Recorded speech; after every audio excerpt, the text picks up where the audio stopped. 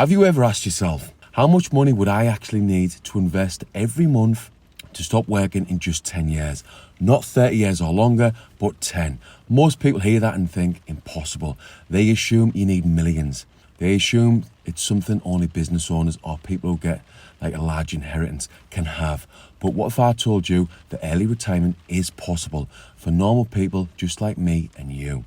In this video, I'll talk you through retirement step by step and finish with how a member of my school community is realistically heading for early retirement at 55. Why early retirement feels impossible. For decades, we've been told the same story. Work for 40 years, save a bit in your pension, retire when you're all tired and out of energy.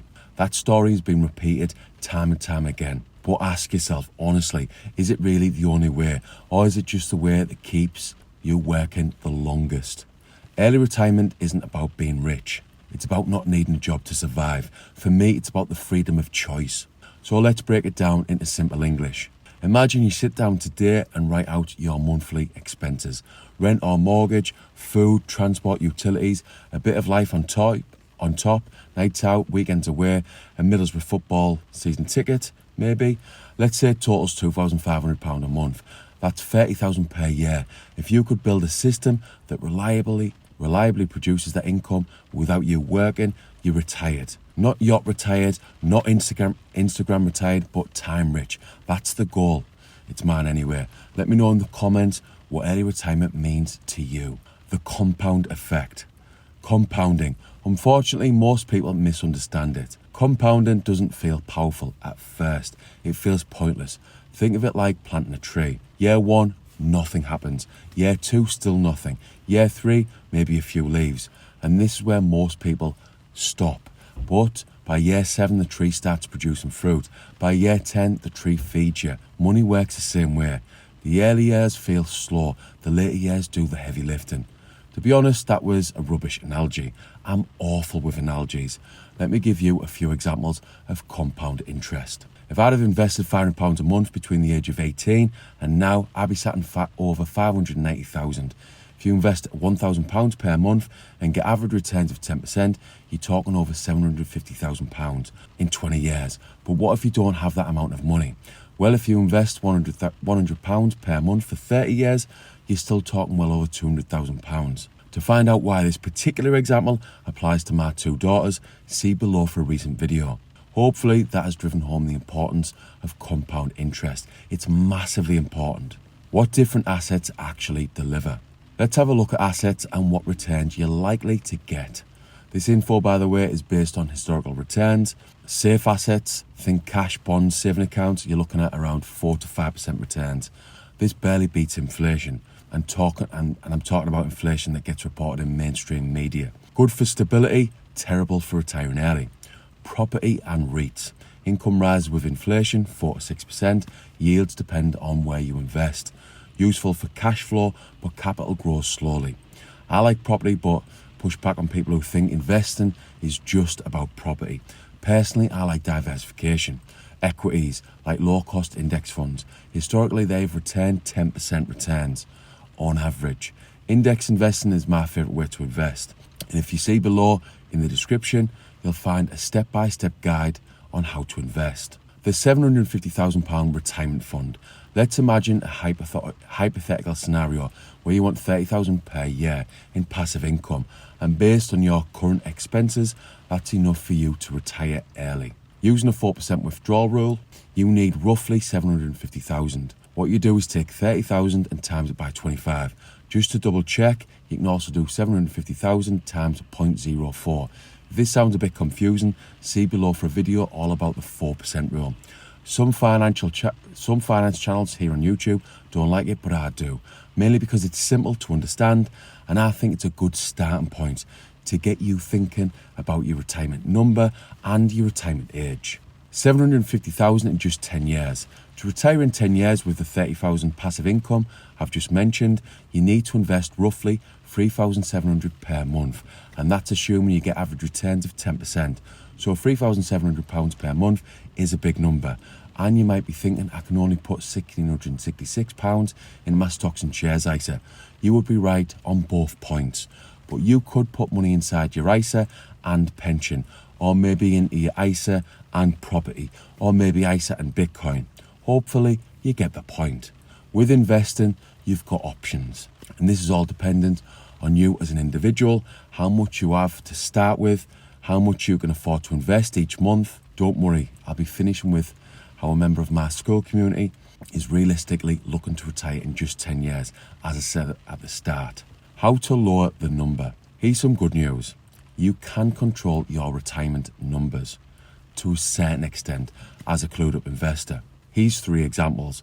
1, lifestyle. If you need 2,000 invested instead of 2,500 per month, your target drops massively. All of a sudden, you only need 24,000 to live on each year. So your retirement pot that you need drops to £600,000. 2, income growth. Skills, promotions, side income, online leverage. Your income in 10 years doesn't have to look like today. I know this from personal experience because in 2012, my income actually doubled overnight, because in 2010 I went back to college to get some more engineering qualifications. 3, tax efficiency. ISA's, pension. Keeping returns is a must, and here in the UK we have really good tax-free wrappers like your stocks and shares ISA. Small improvements across all 3 make the plan a bit more realistic. I'm going to mainly stick to index funds as usual with this channel, but if your risk tolerance is high, you could also invest in a Bitcoin to potentially retire in just 10 years. Again, see below for a recent video that goes into this in more detail. Before we go any further, nothing I say on this video should be taken as financial advice, and the full disclaimer can be found below in the description. Why this is a behaviour game. The maths is quite easy, and I think in general investing is simple. The hard part is consistency. Markets will crash, life will interrupt, it will get in the way, motivation will disappear. That's why automation beats willpower.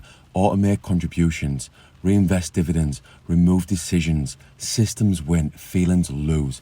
Now I do like to be honest, so I want to tell you what this video and channel is all about. I have used a certain title to suck you in with a bit of clickbait.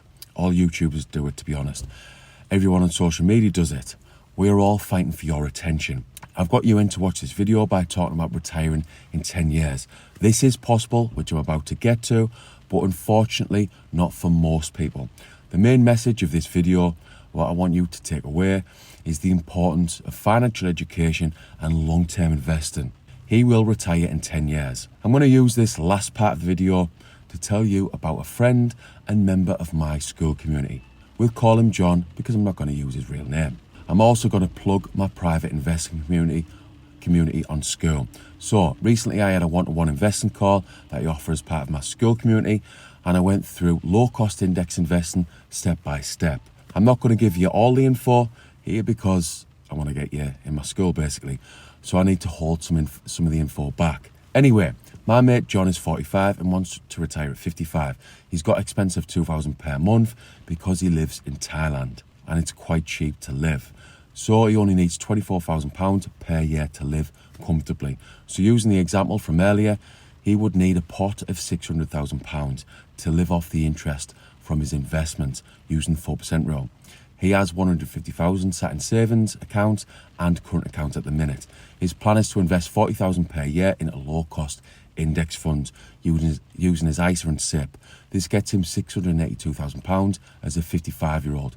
So he gets to retire in his mid-50s, providing he gets average returns of 10%, but ideally he wants a bit more. So he's also decided to invest £500 per month into Bitcoin over the next 10 years. If he gets average returns of 30%, which I think is possible, that will give him an extra £367,000.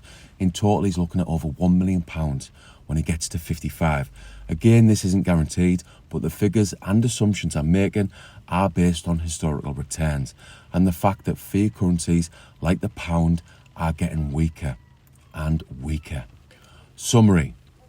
10 years from now, where will you be financially? Will you retire early? Will you have any money invested at all for retirement? Yes, the example I used was based on someone who has a very good starting point of £150,000.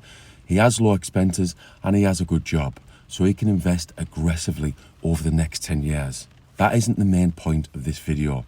The point is this: the financial system is broken, and this means we are forced into investing into assets. So I'll leave you with 2 options. You can retire in like 20 or 30 years with low-cost index funds, or you can potentially retire in 10 years with Bitcoin. And if you see below, you'll find 2 videos that will help you retire early. Or you could just ignore what I'm saying and rely on the state pension in your late 60s. Your choice.